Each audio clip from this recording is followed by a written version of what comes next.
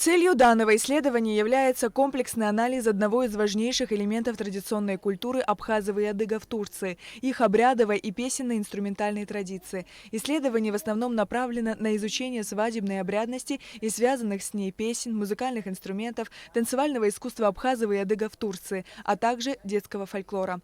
Комплексное исследование обрядовой песни, музыкальной, инструментальной и также танцевальной традиции в контексте свадебного игрыша абхазов предполагает изучение значительного и разнообразного по своей направленности круга источников теоретического и фактического материала.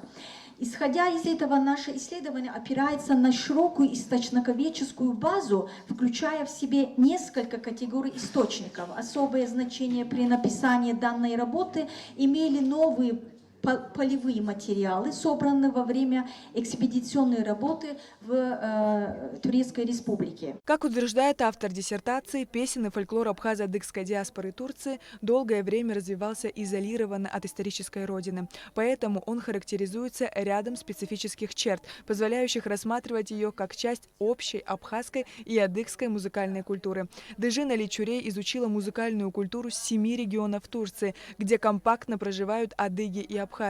Абхазо-адыгская диаспора Турции, которая в течение 1,5 столетия испытывала определенные трудности, сумела сохранить многие традиционные черты. Уникальная культура махаджиров жива и сохранилась в недрах этноса, отмечает в своей работе Дежин Чурей. Территориальные рамки исследования ограничиваются теми регионами Турции, где проживает большинство представителей абхазов, адыгов. В работе используются также материалы, относятся к территориям обитания абхазов, Абхазия, и адыгов, Адыгея, Карачаево-Черкесия, Кабардино-Балкария. В результате проведенного анализа в докторской диссертации «Обрядовая песенно-инструментальная традиция абхазо-адыгской диаспоры в Турции» определена инструментальная составляющая адыгского музыкального искусства и тенденция его дальнейшего развития. Прослежены процессы изменений, которые встречаются в современной действительности у адыгов и абхазов Турции. В Турции сохранились те инструменты, 3 вида, если под группами это сказать, ударные инструменты, смычковые инструменты и язычковые инструменты. И у абхазов, также у адыгов. Это все фиксировано у нас в работе. Пятого, необходимо было хореографический аспект, традиционные народные танцы, исполняющие во время свадьбы. В работе также ставится задача изучения детского музыкального фольклора абхазов-адыгов.